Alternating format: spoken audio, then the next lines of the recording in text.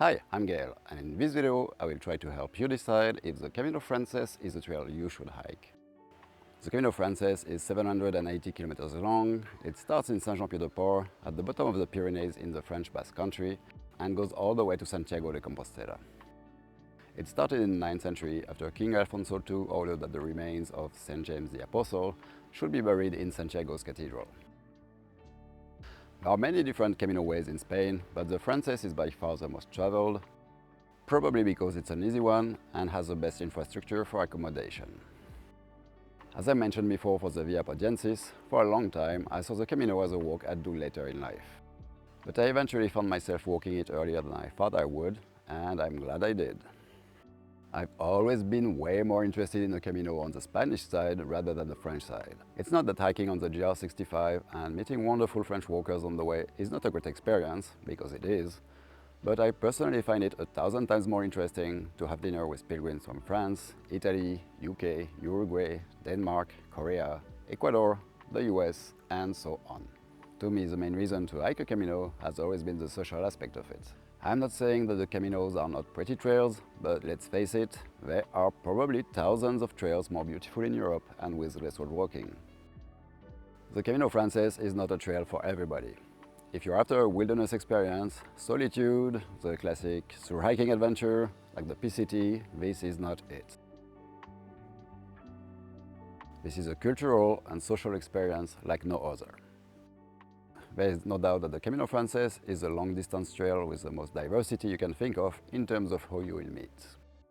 I know that the PCT and the Terra are becoming more and more international, but these don't even come close to the Camino Francés. You see people of all ages, all backgrounds, people who never went on a hike before and will never again after this one. In a nutshell, at the end of the day, there is no discussion about gear and the weight of your backpack at camp, but there is why. That being said, the Francés is also, and by a big margin, the most popular long-distance trail in the world. And during peak season, it gets very, very busy.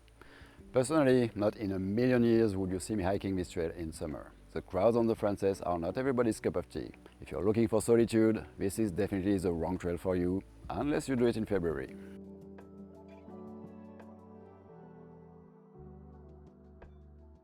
Camping is not a thing on the Francés. I did carry a tent, but ended up using it only 3 times. Wild camping in Spain isn't actually allowed, though obviously if you're discreet about it and leave no trace, it shouldn't be an issue. But that's the thing, being discreet on this trail is hard, if not impossible. It's often very exposed or close to civilization, so it is a challenge to find a good spot. And considering the amount of people on the trail, if too many pilgrims start to camp, it will get pretty messy pretty quick, so it's better not to. I carried my tent for safety because in November a lot of albergues are closed. And I'm glad I did, but if you're more organized than I am, you definitely don't need one since there are a ton of albergues on the way even in November.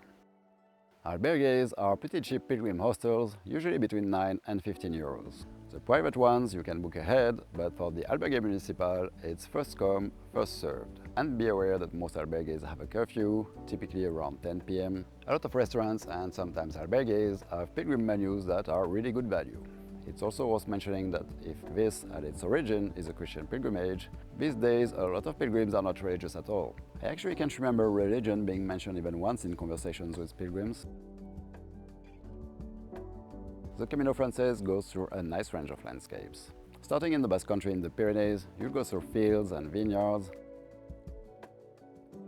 the infamous meseta, a desert, and some would say boring, 200 kilometers walk on a plateau.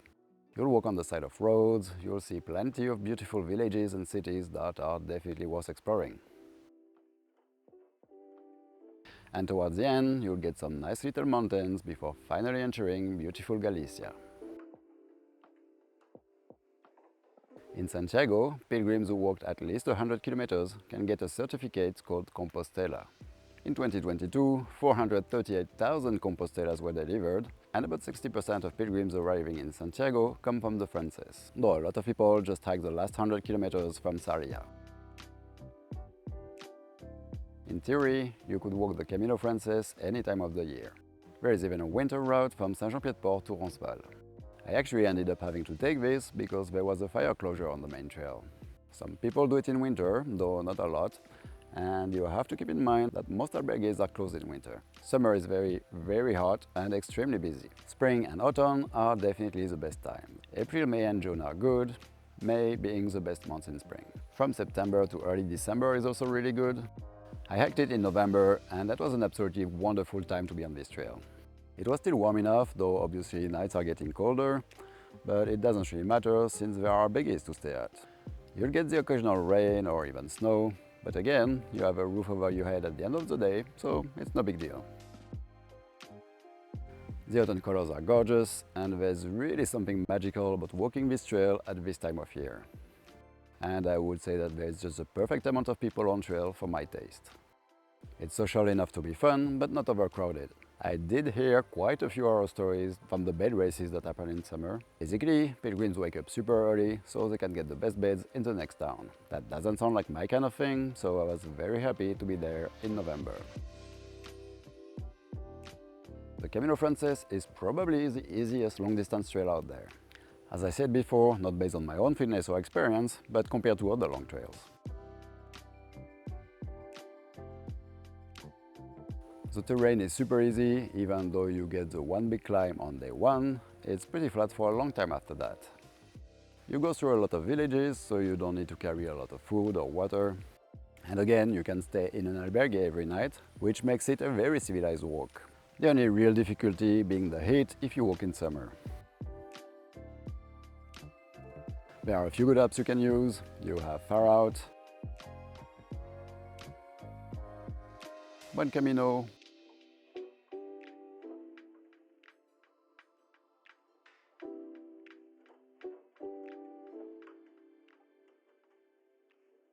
Wise Pilgrim,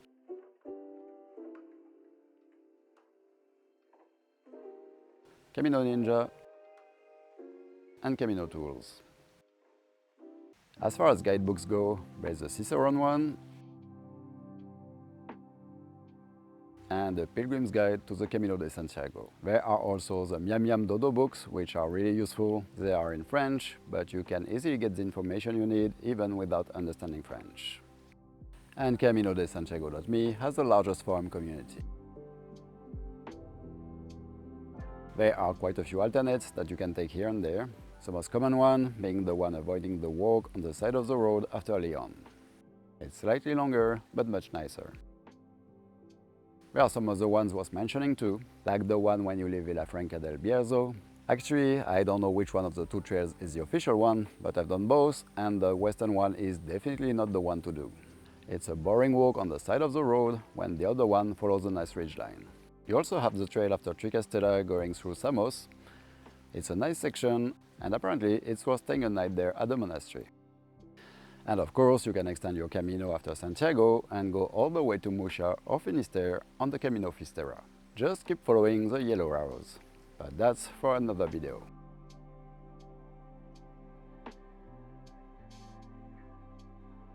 I know that it's debatable, but I'd say that oddly enough, speaking English is way more useful on the Camino than Spanish. Of course, speaking Spanish will make your experience better and more memorable, but the truth is, English is the language used if you have a group of pilgrims from everywhere in the world. And because a lot of your time is spent with other pilgrims, speaking English is the best way to communicate with everybody. I just noticed that people who can speak English, even if they can speak Spanish, seem to have a less social experience on trail. The Francés goes through a few really nice cities that are worth exploring, with some stunning cathedrals on the way.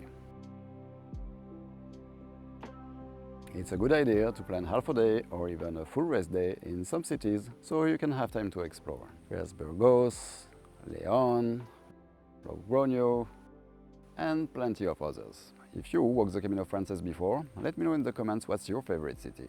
Or maybe a small village you really liked and didn't want to leave. If you can, it's better to carry a synthetic sleeping bag. It makes it easier to wash it on the go if you come across bed bugs. It wasn't the case for me, but I know it sometimes can be an issue. Sometimes it can be easy to get stuck in a negative dynamic. You hear a lot of talk about what a real pilgrim is, or people commenting on the way other pilgrims choose to walk. They're doing it wrong, they go too fast, too slow, they don't have the right gear, they shouldn't be slack packing, the list goes on. Personally, I think it's a waste of time and energy to get involved in that while having this incredible experience. I also met someone who somehow felt like he was stuck with the wrong group of people. Well, if it happens to you, you can always start to hike faster or slower and lose the group by staying in a different town. The Camino Francés has definitely been one of my favorite hiking experiences. Walking it at this time of year and meeting a lot of wonderful people was just amazing. The more I walked, the more I saw that the friend/dinner/drink time was the best part of the experience for me, and I ended up walking shorter and shorter days. After finishing the trail, I thought, well, I could totally see myself do that every year, which is something some people do. On the way, you'll meet a lot of Camino addicts who are walking their 6th or 7th Camino, and some of them are not even in their 30s. I think it's important to know, though, that if you have the profile of an experienced thru-hiker, this is a very different experience from other long trails. Going into this trail with the wrong expectations might just completely ruin your hike. This is very different from trails like the Terra or the Pacific Crest Trail. It has a completely different vibe, but it's possible to love both kinds of trail experiences. I do. That's it. I hope you found this video useful. If so, you can help this channel by simply subscribing and liking this video. I hope you enjoy the Camino Francés as much as I did. Thanks for watching and happy trails!